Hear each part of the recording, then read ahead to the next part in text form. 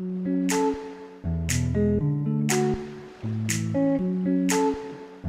are listening to Ice Cream for Breakfast with your hosts Tara Chase and Kevin Hansen.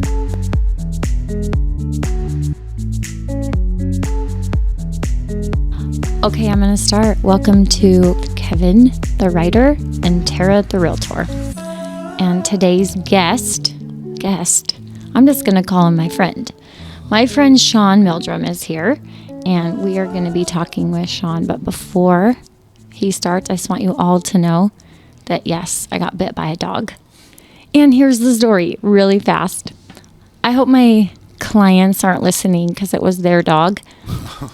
I was trying to go visit them at their newly constructed custom home, and they moved here from the state of Washington. And I went over to see how things were going. And it was evening, and I got out there, and I heard the dog barking through the door when I rang the doorbell. And I'm like, I've heard stories about Kenny the whole time this house is being constructed and them moving here. And I'm like, oh my word, he is loud. He's going to come charge me if that door opens. And he kept barking. And I saw him through the glass. There's 2 glass windows next to the front door. And he was licking the glass and jumping in the glass. And I'm like, he looks terrifying. What kind of dog was it? Big. I don't know. Big dog. Is that a title of a dog? Big? Okay, I don't know my breeds of dogs very well. And I don't know my breeds of horses very well. That's a whole nother story. But I know he was a big dog. And so my client opened the door and, oh, it's Tara. And I saw the dog. She grabbed him by the collar. He's probably about, I'll say 100 pounds. So big and feisty, all the same grab. I'm like, oh my word, Kenny does not like me. She's like, he likes you. I'm like, okay. And so I walk in. I'm like, should we turn on a light? It's all dark. I'm like, he's really rough. No, he's fine. Kenny, stop. Sure enough, I'm talking to her. Her husband comes out. We all are talking. This dog does not stop barking.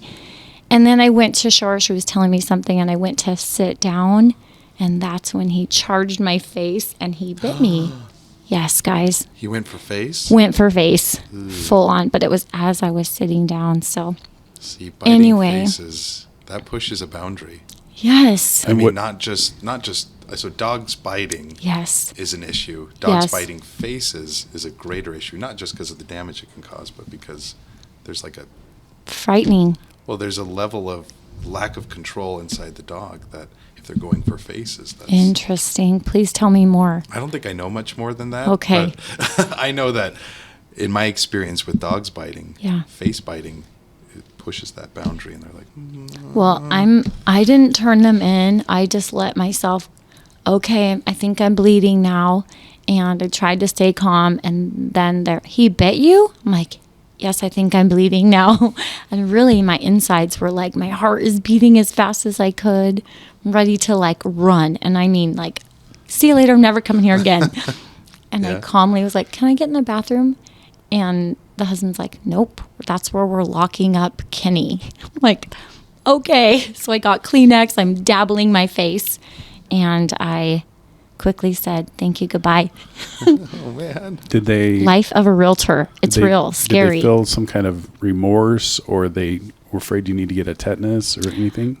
I called for that very question, like, okay, dog bit me. What if it's infected? All I wanted to do is drive home and dump hydrogen peroxide all over my face. Because I was like, what was on the dog's teeth? So, guys, I don't know. It was an awkward experience.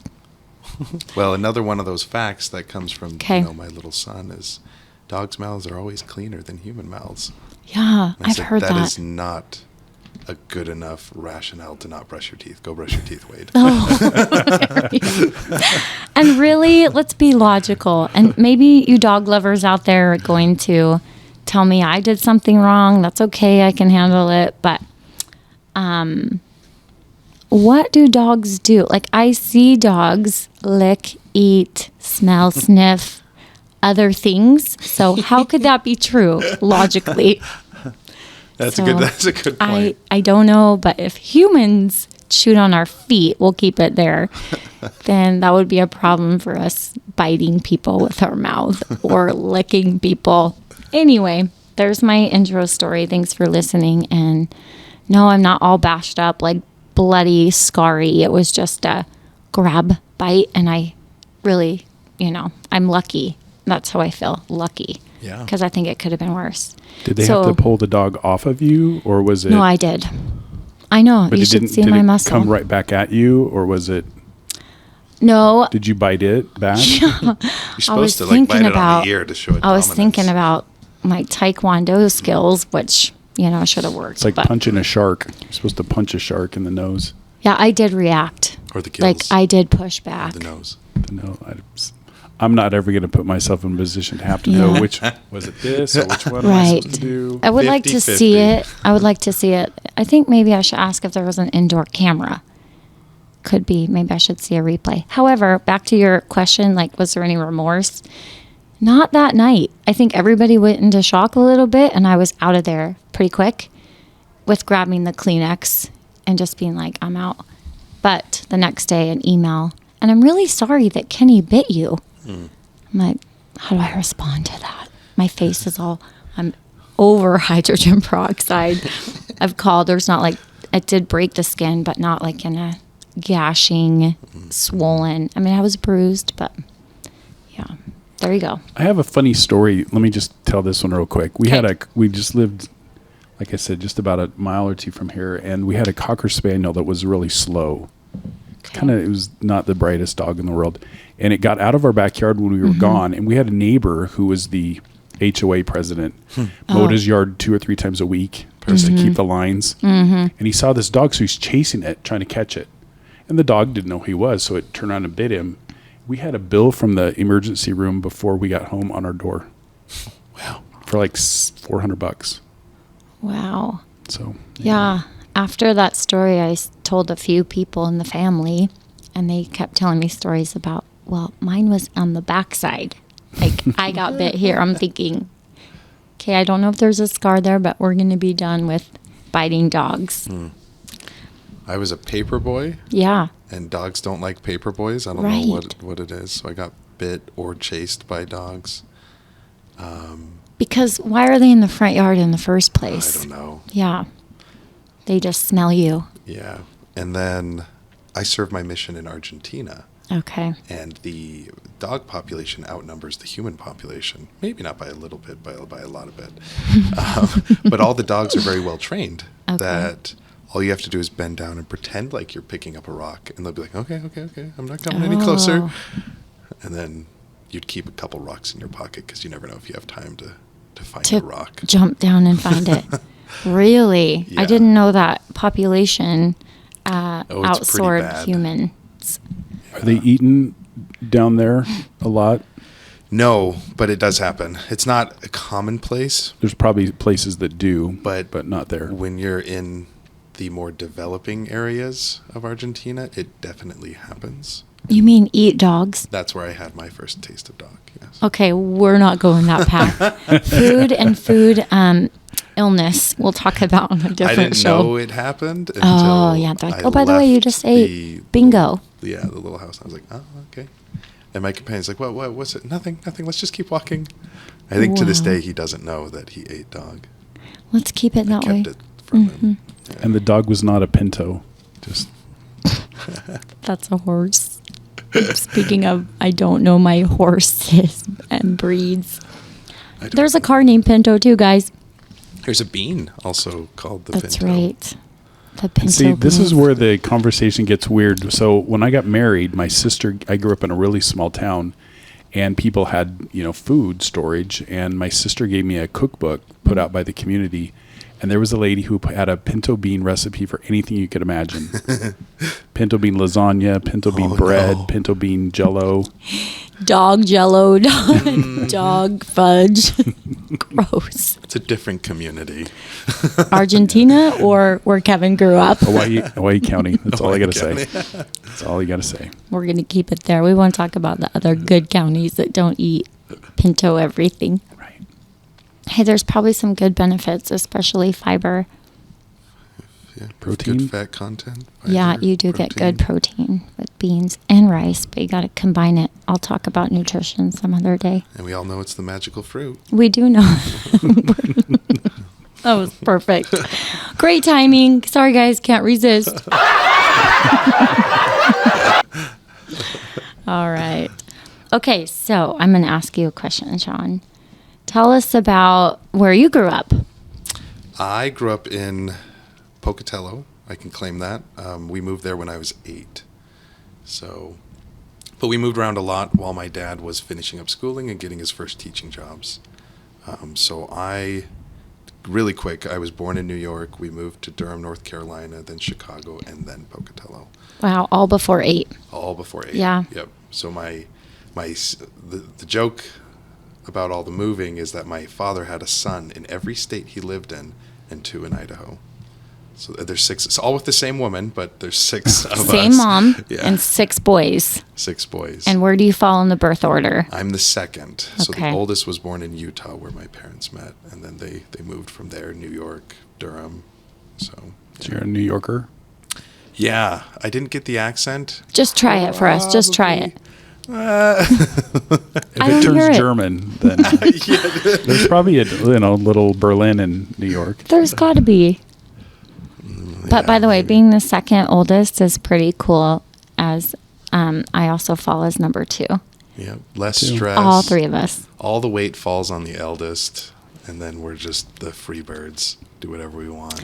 Well, I want to learn more about that. I know there's somebody we can talk to about birth order, but people are like ecstatic about it and how your personality develops based on that. And I really enjoy learning about it.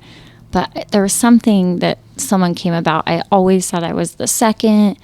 I'm the second oldest. Well, then it turns out because my older sister and I are only just shy of a year apart. And so someone twins. called us Irish twins. And I'm like, what does that mean? Are you born in the same year? Or is it just No. being less than a year apart? Okay. Yeah, it's May and May. So Oh. I'm born just a week before she turns the age older. So, and I guess there's a whole nother development with that. So I don't go skipping around or look like a leprechaun, maybe, but Irish twins. So, but I'm still the second. Yeah. And I've got 8 years between my oldest sister and myself, so it's a little different. That is different. A Yeah. lot different. Plus, I was adopted, so that's Mm-hmm. another one. But I have a feeling the Irish maybe just kind of kicked them out, That's it. so to speak. That is it. So very good. Okay, so Pocatello, and then Yes. So grew up in Pocatello. okay, My dad teaches at ISU there, and all 6 of his sons attended Century High School. We all had the same math teacher. He lives in my father's neighborhood. And anything specific that you're looking for? no, nothing specific. Just getting to know you, Sean. So, of all the Pocatello, how long were you there? And once you graduated, did you go to school at ISU? I did attend ISU for a little bit. Mm-hmm. And then I ended up with a full-time job at the credit union on campus. Oh, very good. And promoted really quickly within the credit union.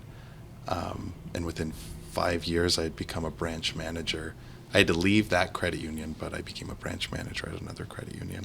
And so, is that where you graduated in at ISU in banking finance? I actually never finished my degree. Okay. Yep, it still weighs on me, and it's something that I'm probably going to pick up again here in about 2 years, but I didn't finish. Got it. So I Yeah. wonder if you'll do that here at the good old Boise State University. They're a bit spendy, and all my credits are already at ISU, so I've actually talked to a counselor at ISU, Okay. so we'll see. So you can take it remotely. Most of the classes I can Okay. take, actually I'm pretty sure all of them I can take because of the credits I've already accrued and that are still active. I can Sure. take it all, the rest of it online. Welcome to 2020 when things started going online even more. And now 2021, we're full degrees. I mean, they always have been the last, I would say 20 years. You could take classes from other outside states, but now within our own state, down the street, it could be online 100%. It's kind Very of cool. interesting, the state of Idaho, and maybe it's the same everywhere else. But so when I was working at Idaho State here in Boise, they couldn't offer a degree that Boise State offered because of the geographical area. Same with Idaho, they couldn't have a campus here and compete. So it was a very specific degrees that were offered in the Boise location. So you mean like if I went to the Wright University up in northern Idaho at the University of Idaho, and Sean went to another university, Idaho State University in Pocatello, Kevin going to BYU, Idaho at that point, Rick's, and then Boise State, but you worked at ISU. So you're saying none, like I couldn't go into... So if you wanted to go into... teaching. If you wanted to take classes, you couldn't take teaching classes at ISU in Boise because Boise State offered that. Really? You can only... But if Boise State had a campus in Pocatello, they couldn't do that either. Oh. So it was very specific, mostly medical related. Speech pathology, pharmacy, that kind of stuff. But yeah, that's kind of how the state works. Interesting. Didn't know. All the funding comes from the same source for the most part. So overlapping would just be hurting bad for the university. Well, yeah, and your balance book, you're like, well, we're spending the Right. same here as we are Right. here, and they're right next to each other. They're right by each other. Got it. That makes sense. Thank you for clarifying that. Pretty sure. So your dad isn't about who we want to talk about, but kind of about who we want to talk about. I dated a girl in college, and her dad was a congressman, and she hated being called Senator or Representative Stallings' daughter. She hated that. So we don't want to call you the Bigfoot guy's son. The Bigfoot guy's son, but Bigfoot. You're gonna have to tell us more about that. So the question I have is: so when did your dad get? I mean, I would assume he's an anthropology professor, so he must have that kind of. He's had that desire or that learning to or longing to learn that stuff. How long can you remember being kind of surrounded by stories or things like Bigfoot? Oh boy, I think, well, to give you background on him, his interest in the subject matter of Bigfoot goes back to when he was 12.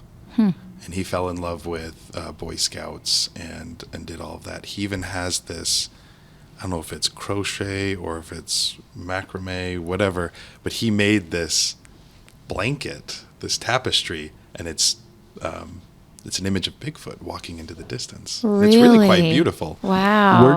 Where was he raised?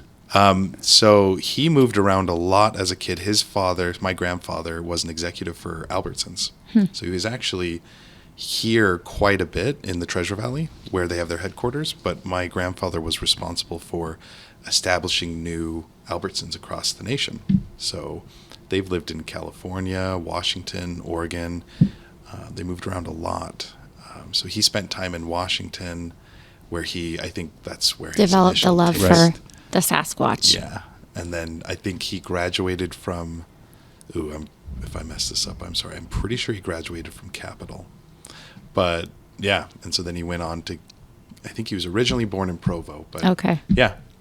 So he moved around a lot when he was getting his schooling done and getting his first teaching career started. And and when he came to Idaho, he had this opportunity where he's like, I have to do this research. And this was not very long after he started working at ISU. And he had originally come to ISU to work on a DNA project. And then his focus shifted a little bit. So Has he always been a college professor? Is that how it always Yep. was for you growing up as the Yep. dad that taught college? Yep. So he got his PhD in physical anthropology. Okay. He did his doctorate work on the evolution of bipedalism.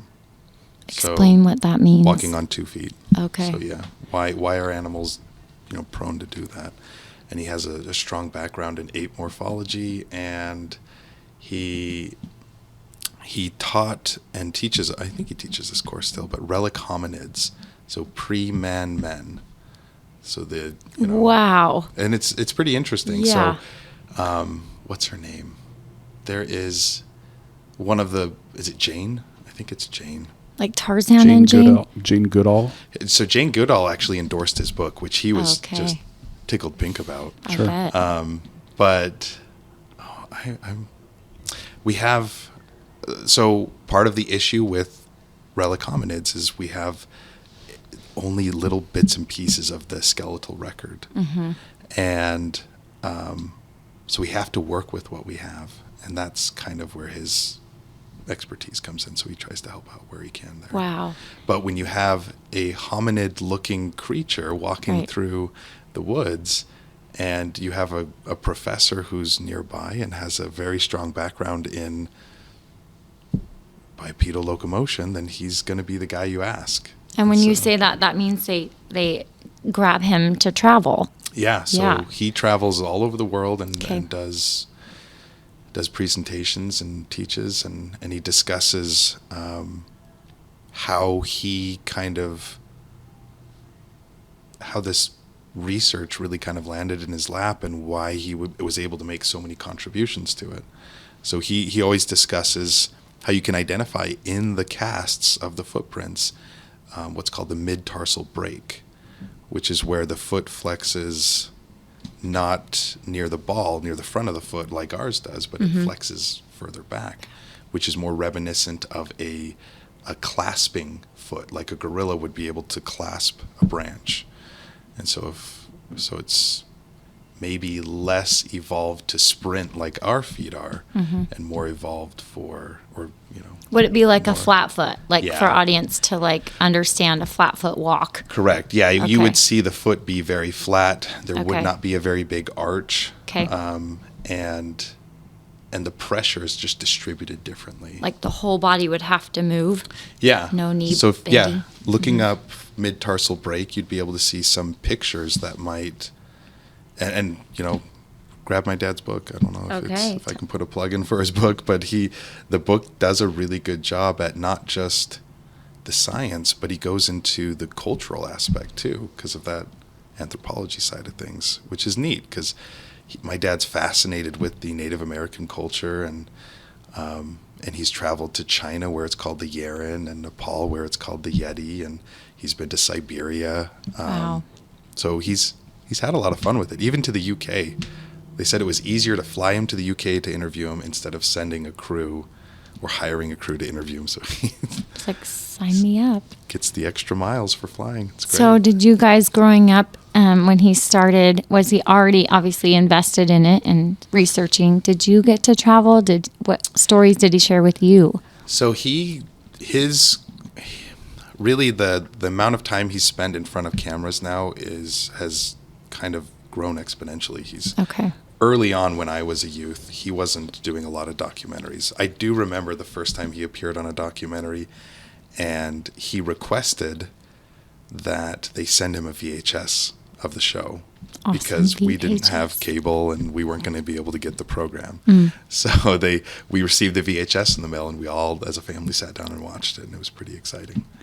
But now he doesn't even tell me when he does these shows because it's such a regular reoccurring thing that he's like, oh yeah, I think there's a Netflix show. That's how he usually says it. I think there is actually a new one that came out not too long ago that he is in. And it's a Netflix series or a Netflix documentary? Or both? I'm Not sure. Okay, we'll have to research. What's your father's name? Dr. Jeff Meldrum. Okay. You can't watch the Discovery Channel or the History Channel about anything with Bigfoot without seeing him on there. Yeah. He's on all of them. He offers a lot of credibility that kind of gets lost in the art of, or the science of cryptozoology.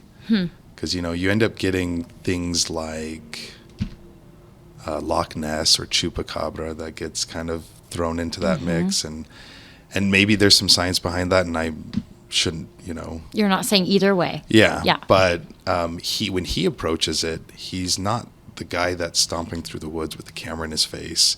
Right. Or up his nose, or I don't know, Right. some of those angles when you're watching, you're like, okay. But he offers that scientific approach, and he's very well-spoken, very meticulous about his word choice, and can kind of get lost in some of the weeds about what he's looking at. And then people are like, wow, there's... Fascinated by Yeah. listening Yeah. and hearing and learning. And he's a great storyteller. He was my scoutmaster from the age 11 to, right around 15, 16, and then I went into the high adventure group, and he stuck with the younger age, the 12s, 13s, 14s, 15s, and but he still came on our high adventure programs, and he was always part of my scouting career, and he was definitely very popular when it came time to campfire stories. Campfire. Especially at night. Even when we'd go to scout camp and Okay. rumors would spread, we'd have visitors just show up and be like, "Hey, Are you Jeff? can we listen to Can your we stories?" hear your story time? Did you, I'm assuming you camped a lot then as Yeah. a kid. Did you go out specifically looking for evidence or things, or was it just that was kind of a byproduct of growing up in the Northwest? I think it wasn't what drove us to do it. We always just went camping, but we were always prepared in the event that we found something. So we have gobs of plaster casts of moose tracks, elk tracks, bobcat tracks. Yeah, so it was definitely something that was discussed amongst my brothers, like, "Ooh, let's look for tracks." Oh. And then he would pull out his plaster Paris and put a little box around it, and we'd pour out a cast, and we all had casts of different animals. And I even have a cast of my foot because I have very flat feet. So I can't tell you the page it is, but in my dad's book, my foot is actually represented, which is kind of funny. Because when I went so to you can compare the two different feet? Yeah. So the reason he took a cast of my foot in particular is I have very flat feet. Okay. So he used it as a representation of what a juvenile Bigfoot might look like. Oh, got it. Yeah. What's your theory on Bigfoot? I'm just going to get right to it. I think the evidence is there to support the existence of the species. I think there are very few of them left, and I think the likelihood of us finding one is going to get slimmer and slimmer every year. What do you think causes their extinction? Well, we're just encroaching on their habitat. I may be completely off here, but they're presumed to be very nomadic and cover a very large range of territory, and they move through this range kind of like a bear would. They don't appear to have family groups, and so it might be more like that bear relationship, but as we keep expanding, their region is going to keep shrinking, and they might not be able to adapt fast enough to a different style of living. So if we keep driving them into Canada. Yeah, I was going to say, what is their habitat? Because are they nocturnal? Are they? What is the theories behind this? That's unknown, because we have camera footage of presumed Bigfoot in the daytime. Really? Was it the Memorial Day footage?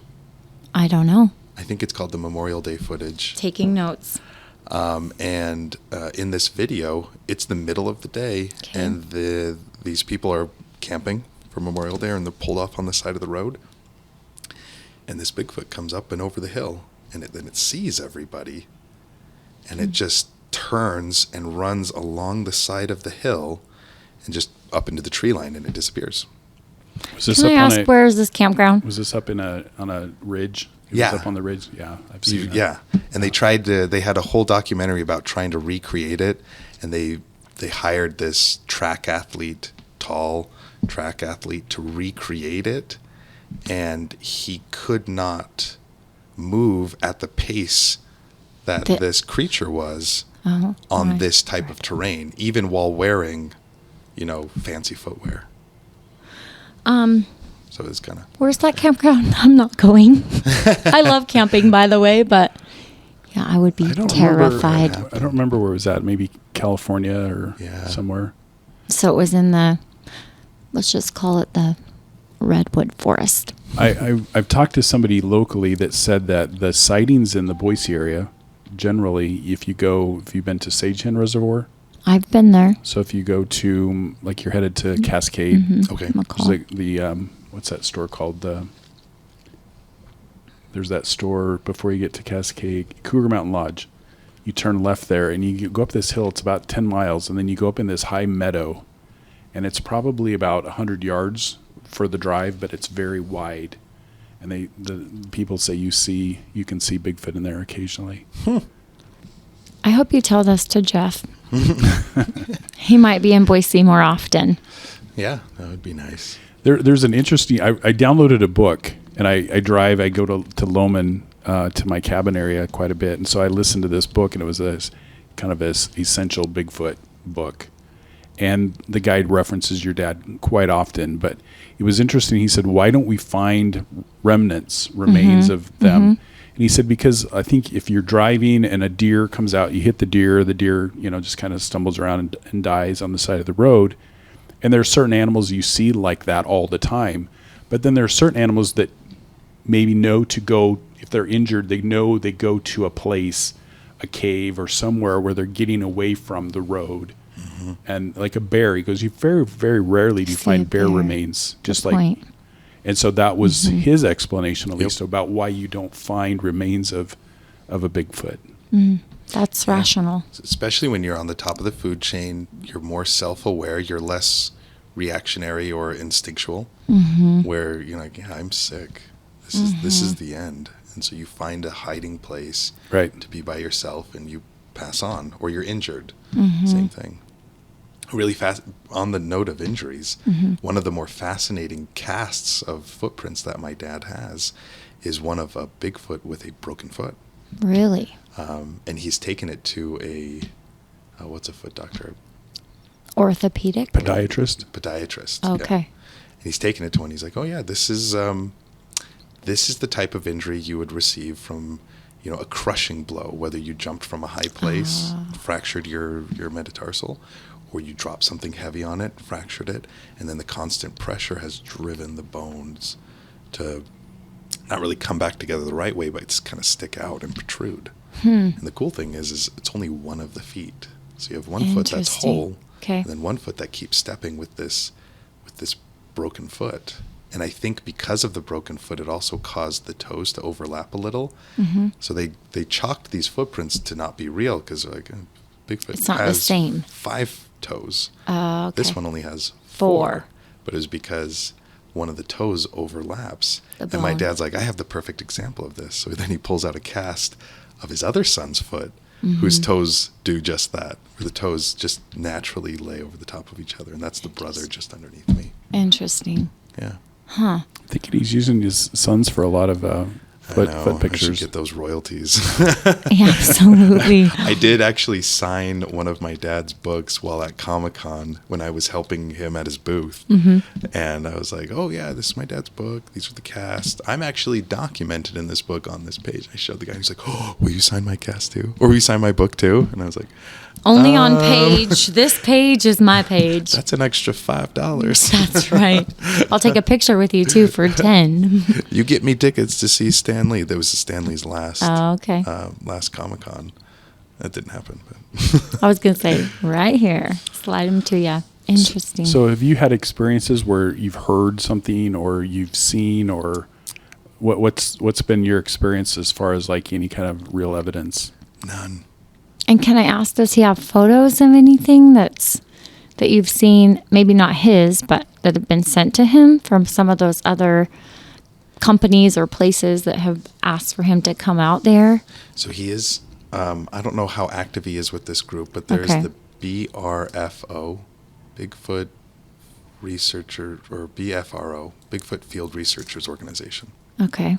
I don't know how active he's, but they collect that information and data and evidence, and they document it, and they kind of, that's how we know where the highest concentrations of Bigfoot sightings are. And but yeah, he gets collections of these images and he filters through them. And is it public documented, like that stuff, or is it kind of a hush hush? We don't want to know or share this location because we're feeling like they are going extinct.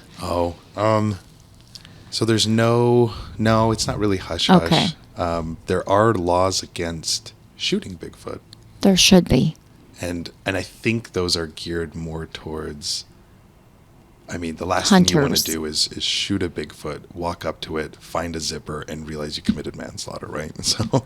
I see. Those imposters. But does the law say you can't shoot a Bigfoot? That would be funny. Well, not funny. I know, but like, or does it say interesting. Sasquatch? Unless you draw a tag. No. Idaho Sasquatch tags are now on sale.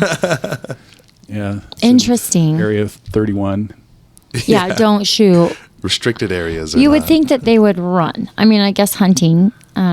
My son's a hunter. He loves hunting. I think most things But- that you're trying to shoot start running, everything. except for a sage grouse. They But when don't you're move. quiet, hiding in the bush, and you have your camo on, they don't know you're sneaking up on them.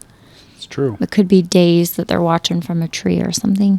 In that audiobook I was listening to, and I think this was your dad's statistic that, and maybe I don't know how old it was, but he said that he believed there could be like about 75 Bigfoots in each state that would make up about, I think it was 1,500 in the United States and maybe part of Canada. But why all the states? Some of those states don't seem like they could live there.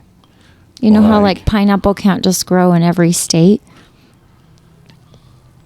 So he really thinks there's a population in every state? No, I think it's okay. just that was kind of the average. Okay, just a number. But, I'm with you now. but that's those large geographical the territory that they might cover is big.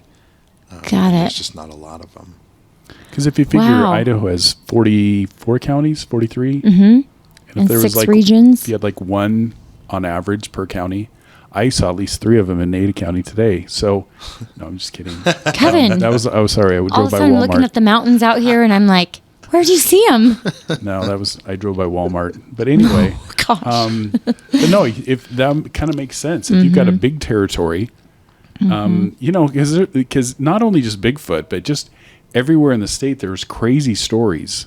I have a friend who and he passed away. I would believe anything he said.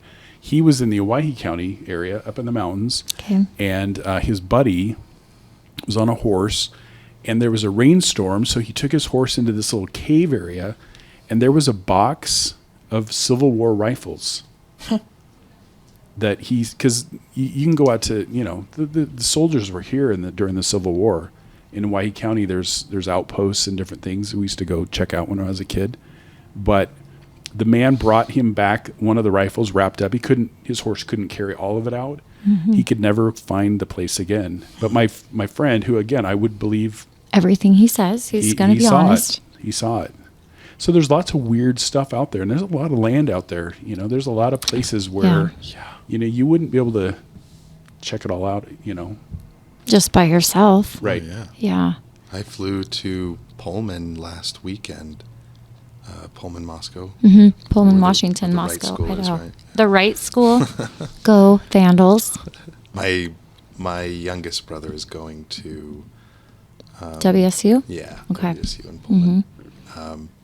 So I went to visit them, and yeah, when you're flying that direction, The Palouse is beautiful. it's just Land. a lot of nothing. Yeah. Yeah. So for my own geography and the 75 per state idea, do they have to live? In my mind, I think of the 80s movie where there's Harry and the Hendersons, and it's filmed in like Oregon, Washington, forestry. Sorry, that's my recollection. Is your dad a fan of that? Or are they The big Harry and the Hendersons. forest? Do they have to be forest? Yeah, I actually want to know that too. That is my dad's Favorite I all-time can't say movie? it's his favorite movie, but I know that he has burned through several VHSs of that. And if my memory serves me, we bought him a special edition DVD of it that he could watch. But he did. They're like, why didn't they cast me? I want to be him.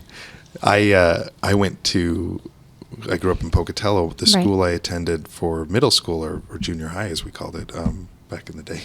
Hey, there's junior high here in Oh, Ada that's true. County too. Yeah. And I believe your children will be in the Boise School District where it's Yes. junior high. Yep, that's true. But I could walk down to the campus, the university campus, from Franklin Junior High, and then I would go from the Student Union building where there's an arcade, there's bowling, there's pool, there's a climbing wall. So I had all kinds of fun. And then I would go to my dad's office and we'd go home together. There were times when I would do that and I'd come in and Harry and the Hendersons was playing Wow. while he was working. Wow. And I was like, that's wonderful. That's his all-time favorite movie. We need to watch that movie. It's a good one. And if you watch like the special features where they show how they controlled Harry's expressions, they just have these big RC remote controllers to control eyebrows and the mouth. And you're like, wow. Back when it was like Atari and Pac-Man. Wow, that's cool. I didn't know that. Now it's all CGI. Sure. But some of those expressions are so good. They should do the remake. They did Top Gun coming out, so why not? Come on, you guys. I love that movie. Favorite. Top Gun? Mm-hmm. Yeah, that's a good one. I don't think I've seen Top Gun in many, many years. You need to go check it back out. Iceman. Yeah, exactly. Maverick? Val Kilmer was my favorite. Who? Val Kilmer was my favorite. Val Kilmer, yeah. That was I saw him in the Boise airport. Really? Oh, really? There were these rumors that he had moved to Boise and that somebody saw him at a laundromat or whatever. And I was at the airport waiting for my ex-wife one Sunday night. I don't remember where she was coming from, but he came out with this girl. He just looked horrible. Did you get his autograph? Who cares what he looked like? He's at the laundromat. I've met too many famous people. I just kind of like, you got to let it go. And yeah. And he didn't look that excited to be signing anybody's autograph anyway. But he had the throat cancer. Yeah. That's what I remember too. This was probably 15 years ago. Got it. So I wonder if he did live in Boise, if that rumor is true. I think there was a rumor he had a place here. Yeah. Up on the rim, but you hear all those kind of crazy rumors all the time, but it might have been next to Bigfoot. So Bigfoot sightings. Excuse me. You're good. We can edit all this out. Yeah, that part. So Bigfoot sightings, I think Washington State is probably a big popular one. Yeah. Some in Oregon, Idaho, but California, I did that bike trip down the Oregon or the California coast. And there were some towns in northern where the famous footage, and I don't remember what it's called. Patterson-Gimlin film? Yes. And I showed you that. That's the one where it's walking through the creek in like late the 60s. Yeah. Mm-hmm.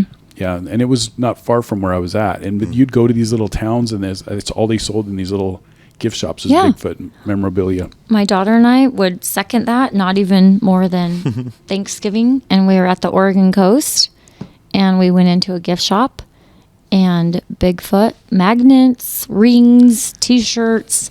That's why I was asking if it's forestry or is it beach? Where is the topography of where they're living if they are around the Northwest? I can't imagine Oklahoma, but maybe I'm wrong. Buffalo, New York is forest, but New York City is not, so. Yeah, no, I think it's those dense remote coniferous forests where, they're not getting exposed. They can hide easily. And maybe this is a new adaptation where they've become more recluse than they were before. Sure. But, so that's kind of been their MO. Habitat is that way. My cabin borders the Boise National Forest. And I'll tell you, I'll be up there at 8 o'clock at night. The sun's going down, and I'm in a little tent. Not only are there wolves and there's mountain lions through there, but I'll be sitting there, and it's just completely black and completely still. And then you hear a thump. And you just wonder... You need that Civil War gun. I need something. Something. And I'm thinking... That's what there's shows they show that the Bigfoot takes a big stick and that's how they communicate is hitting a tree.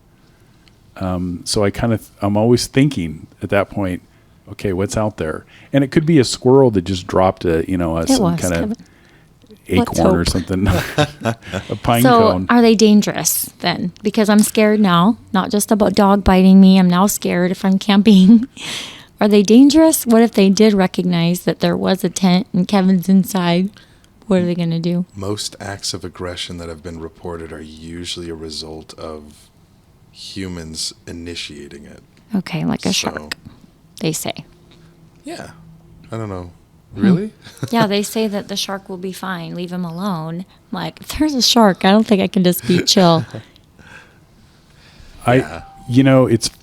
I don't know. You can take this how you want to, but there's a show, I think it's on the Discovery Channel, called These Woods Are Haunted. And they have something to do with a Bigfoot. And it's normally somebody has gone into their territory, they're hiking, and then there's big rocks being thrown toward them from up the hillside. To say goodbye, go away. And I watch these people, and they look like they're telling you the truth, and they could be actors kind of telling the story. I don't know. Right. But I think most of the time they've gone into somebody else's territory, and you can do that with humans. You can go into somebody else's territory in some of those hills, and they're going to react very much the same way. Mm-hmm. Yeah, they'll meet you with more than a rock, for sure. Yeah. Well, and I think some of that instant fear of a creature like Bigfoot comes from us being indoctrinated with, like that gorillas were these monsters. Amen. And they're really not. Mm-hmm. I mean, there's definitely reports of some of the other apes like chimpanzees or other monkeys who are very aggressive, but gorillas were always this feared animal, and they're just not the aggressors that we were. They're always portrayed to be. Mm-hmm. Okay. And so that might be just a carryover, but yeah, there's definitely stories of people. There's some really, in my dad's book, he goes into some stories about the things that they say about this animal. So what was it? He would tell this story, and I've maybe told it more than him now, but how the Native Americans would live in these teepees, and the story goes, and I think he received this story from a woman who told it about her great aunt or something. Okay. And she was very colicky, or she was sick with the flu or whatever smallpox was being transmitted at the time, and so they could not get her to quiet down. And then these, out of nowhere, underneath the tent, these large hands come and scoop the baby and take it away, and they don't know what happened to her. So that's a very scary story that's really fun to tell around the campfire, especially if you kind of doctor it up a little bit. I'm in the office right now, and I'm feeling like scared. I know. And my dad and I watched this, well, me and a couple of the brothers too, we watched this movie about the Yeti, and that scene like occurred where this big hulking Yeti hand comes underneath the tent and grabs the rifles and breaks them and then just disappears.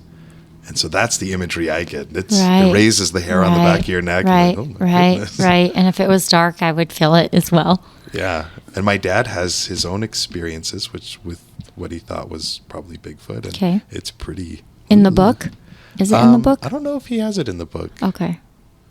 So you'll have to tell us. One. It's a good one. So he went up into the Blue Mountains with one of his companions, and they went after kind of a big rainstorm, and there wasn't really a lot of people up there. They went kind of off trail, and they set up their sleeping bags, and they went to bed, and they started hearing things, kind of like how you did, Kevin, and like a little banging over here, and then a little over here, and maybe, I can't remember if it was teeth clacking over here, and so he immediately unzips his sleeping bag, unzips his tent, pops out with his flashlight, and his companion is doing the exact same thing. So he's like, in different tents. It's not in my, they were sleeping in separate tents. I'm with you. It's more of a backpacking, so they had individual small tents. Nothing. Couldn't see anything. Really? It's pitch black. It's that dense forest. And so so that happened one more time before they kind of gave up, and then Bigfoot trips over his rainfly, or presumably Bigfoot, and so his whole tent just goes, wow. Really? Falls down on him, and so he gets back out again, still nothing. So no sign of a bear. There was actual prints or just the feeling. So the next morning they surveyed their camp area and looked for any evidence. Yeah. But mostly pine needles, so not a good space to collect footprints. But my father's backpack that he had leaned up against a tree, put a trash bag over and tied it at the bottom because it was quite rainy. The trash bag had been removed, not torn away, but just removed. Like untied, brought out whole. The flap was untied and flipped open, and everything was kind of rummaged through. And the only thing Really? that was missing was his oatmeal, and he was very disappointed because that was really one of his only treats that he looked forward to each morning, was that sweet peaches and cream oatmeal or strawberries and cream or whatever he had. I'm going to look at oatmeal a whole lot different now. Wow, I'm like intrigued. So then they went down to the riverbed to see if they Okay. could just survey, something. and they found fresh tracks. Prints. Wow. That These are were the- identical to the ones that he's been following. Yeah. Really? Well, Or they're similar, they they're just knew. Yeah, they're just similar. So he took those prints and Okay. He and has that, those. That changed him. So Oh, he- I'm sure. Yeah. It's changed me. And these were in the Blue Mountains of. On the Washington, Oregon. Washington. Okay. Yeah. Like Dead Man's Pass, could be. the blues, Walla Walla, Yep. that whole connection. Oh, Pretty- my pretty word, sure we're that's what close to happened. home, people. Yeah. Wow. And so he'll actually have, so when he goes to these Comic-Con events or Mm-hmm. when he goes to his guest lectures or speakings, he'll bring casts and his book, and he has a field guide too. That's just a little fold out. Mm-hmm. And his field guide. oatmeal. And he, oh yeah, it's Empty. It's empty. Empty. empty oatmeal. Don't know. Yeah. Wow, he fed Bigfoot. Let's just say that. Let's just say that. That's what happened. Hopefully Bigfoot doesn't have an intolerance to gluten. So oats are not. no, they're oats not are gluten free. Yeah, you're good there. We'll go back to that on the nutrition podcast show. So, what about your mom and all this? Like, what's her role? Does she support the travel? Does she get to go with your dad? They have taken advantage of, when they were married, they did take advantage of some opportunities to travel. Okay. So my dad's background also led him into other projects Oh, okay. where I'm sure. they found footprints in old lava flows in Hawaii. Wow. And so he was invited to come out and survey them. And so that was an opportunity for him to take his your mom. wife at the time to Okay. Hawaii. Yeah. Okay. Very cool. And he's also been working on a project. I don't know if this one came to fruition, but he was working on a project where they discovered relic hominid bones in, oh, I can't even remember now, some island country. And the bones, the remains that they found are not as old as you would think. Really? So these so are- recent findings? These are hominids that coexisted with what we would consider more modern man. Oh, okay. And the legends behind. So he would interview these groups, and they had legends about how, yes, there was these pygmy people, these small people, and they were just nasty. They'd come and they'd steal, and they just had a different moral compass, right? It's like on Borneo or New Guinea or something. Yeah. And so what they ended up doing, the story is that they rounded up this tribe of small people and pushed them into this cave and set it ablaze and killed the whole tribe. And It seems like they were about 3 feet tall, or they were kind of like really short. Small. and that's kind of right when you have lots of competing species. That's ultimately one of the results. Either they breed them out, like, I mean, yeah, What you would say a mixed breed. correct. Yeah. Or if that was viable, or if it wasn't viable, then one would just disappear over time. I see. Yeah. So I had a conversation with a guy that he went to South Dakota and spent some time working on a reservation there. And with your dad's interest in the Native Americans as well, I'm kind of curious. But this guy, he said that one of the legends was that hundreds of years ago that the Indians had a war with the Bigfoot. Oh. And there were hundreds of them. In South Dakota area? South Dakota. That's where they found the remnants? So my question, I guess, is does your dad get into that folklore with the Indians and what their beliefs or their histories are? The elders are always going to be very timid to introduce any piece of their culture that they hold sacred. Right. And so my dad has a fairly good relationship with the Shoshone-Bannock tribe, which is right by Pocatello. Okay. And I actually used to work for the credit union that had an open membership for the tribe.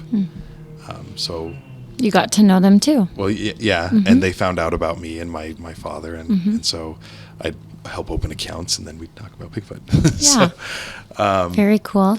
But he has a good enough relationship that several members of the tribe are very happy to share their story with my father. And there's even I haven't heard that Great War story, but they have the Shoshone-Bannock tribe. There's this story about this albino Bigfoot, this white Bigfoot. I bet he'd be so cute.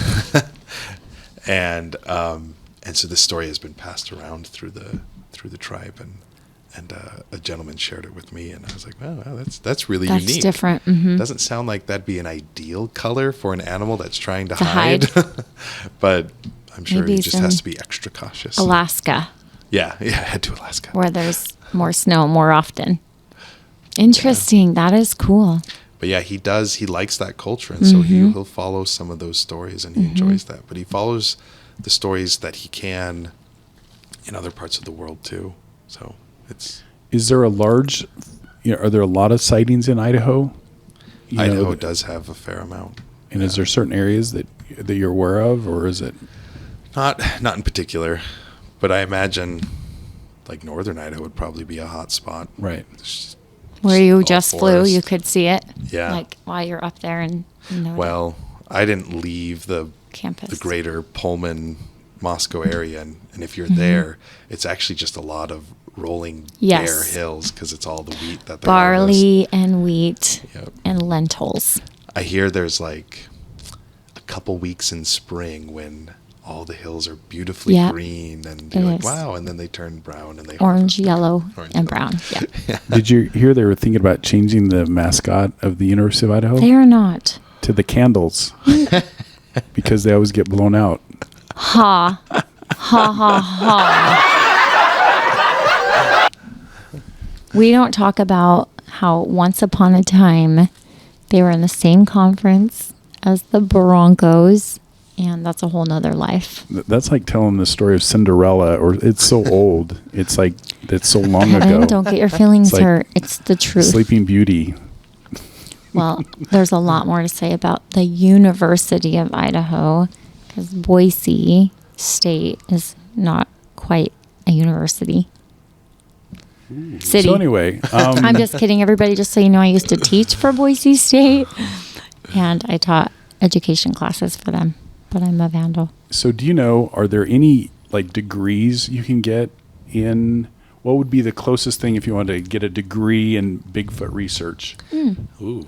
Is there anything like that at ISU? No. Would you just go into fish and wildlife? Like, what would you do? I think you would need to go into anthropology, or some kind of zoology, or a little bit of both. But I don't know what that degree would be that you end up with, unless you just like dual major in those categories and you want to specialize. Don't you make up your own degree? Some of those universities, you yeah, create your own.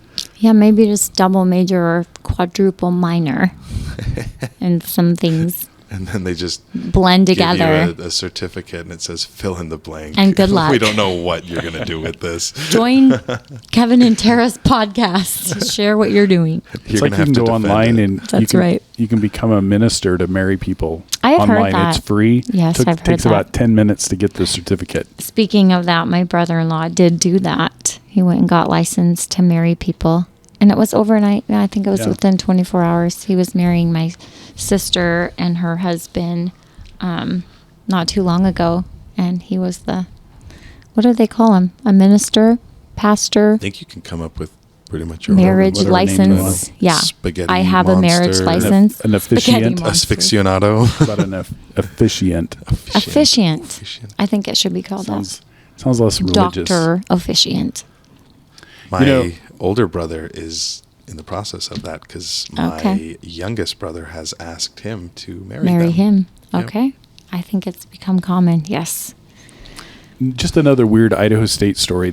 So I grew up in Hawaii County, and my friend, he was telling me they found a dinosaur out along the Waihis. Oh. And but they didn't really tell like who did it or where they found it, or they just didn't want to tell. And so I was working at ISU at the time, and I called the Natural History Museum over there. I don't know if that's exactly what it's called. Yep, Idaho Museum of Natural History. And the guy told me they found a saber-toothed tiger, but they didn't. And he goes, it's not on display because we don't want people out there digging through everything. So they just keep all that stuff. Yeah. So I'm True. assuming there could be places where they found sightings, and maybe some people just want to keep them quiet because they just don't want a bunch of crazies out there looking for them. Yeah. Well, and let's just be respectful. Like you were saying, if we run everything off, then Yeah. we lose some of that culture. Yep. I think my father was part of a dig group that found a rhinoceros femur in the Montana desert. Really? A rhinoceros is in Montana? Yep. Wow. There's a great documentary called Sioux. It's the Tyrannosaurus Rex they found in South Dakota. Uh-huh. That was a battle, like who owned it.